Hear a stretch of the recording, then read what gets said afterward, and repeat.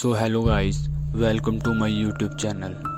आज हम बात करेंगे इंडिया के नेशनल हाईवे, जहां पर आए दिन भूतिया घटनाएं होती रहती हैं। जैसा कि आप जानते हैं, दुनिया भर में सबसे बड़ा रोड नेटवर्क भारत में है। इन सड़कों में अधिकतर तो कातिलाना है और कुछ भूतिया। यदि आप लॉन्ग रूट पर जा रहे हैं तो इन भूतिया सड़कों से बचकर रहें या रात होने से पहले ही इन सड़कों को पार कर जाएं, अन्यथा हो सकता है कि आपके साथ कोई अनहोनी हो जाए। यदि आप भूत प्रेत पर विश्वास नहीं करते हैं तो कोई बात नहीं, फिर भी आप सुरक्षित घर पहुंचने की कामना तो कर ही सकते हैं। यदि आपको अपनी बहादुरी को परखना है तो निश्चित ही आपको इन 10 मार्गों से गुजरना चाहिए, जहां के बारे में कहा जाता है कि वहां आज भी भटकती हैं प्रेत आत्माएं।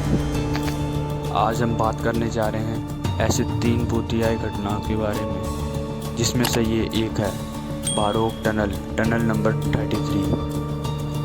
सुरंग नंबर 33 जो 1143.61 मीटर लंबी है।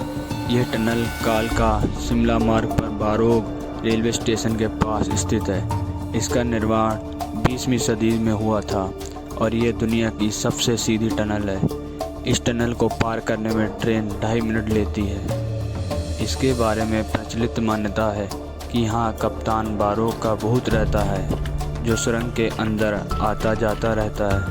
हालांकि ये भूत किसी को नुकसान नहीं पहुँचाता है तथा ये मित्रवत है। स्थानीय लोग ये भी कहते हैं कि उन्होंने सुरंग के अंदर एक और औरत को चीखते हुए भागते हुए देखा है और कप्तान बारोक के भूत द्वारा कई बार लोगों से अपनी सिगरेट के लिए माचिस मांगते हुए सुना गया है।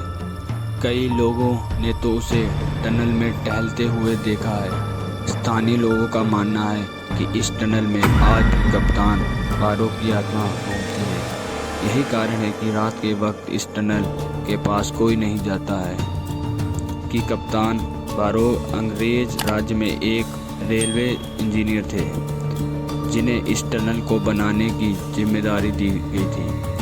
उस दौरान पहाड़ों को काटने के लिए बड़े बड़े शीशों और एसिटिलीन गैस का इस्तेमाल किया जाता था।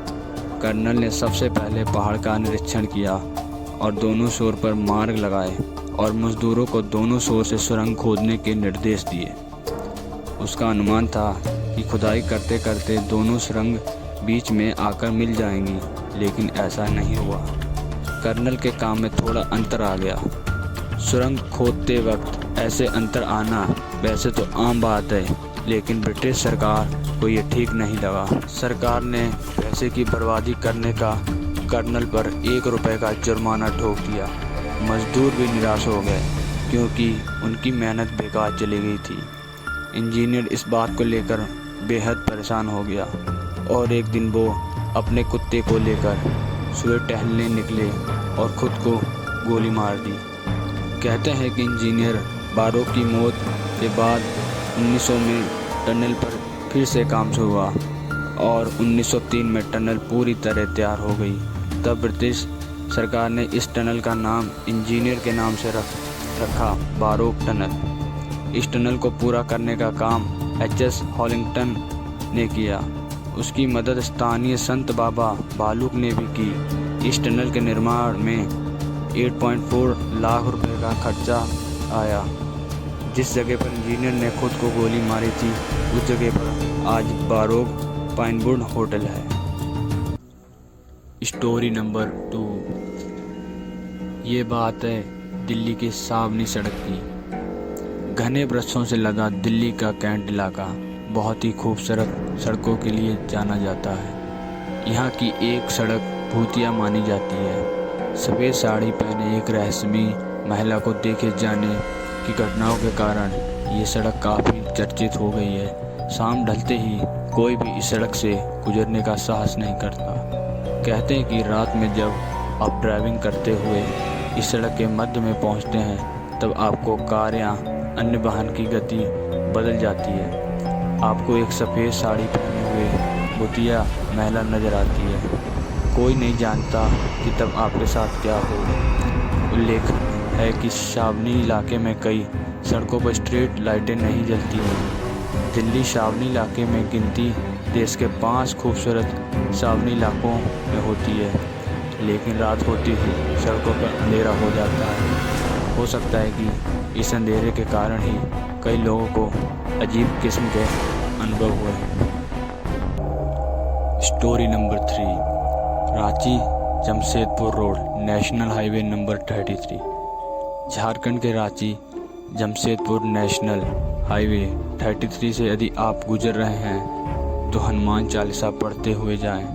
कहते हैं कि इस सड़क ने बहुतों की ज़िंदगी ले ली है। सुरक्षित यात्रा के लिए जमशेदपुर से रांची की तरफ जाने वाले लोग वहां के वन्य देवी मंदिर में बड़ी ही श्रद्धा के साथ रुकते हैं, फिर आगे बढ़ते हैं। वहीं रांची के जमशेदपुर की ओर जाने वाले लोग बुंडू के पास तेमारा घाटी में बने हनुमान व काली मंदिर के पास रुके बिना आगे नहीं बढ़ते।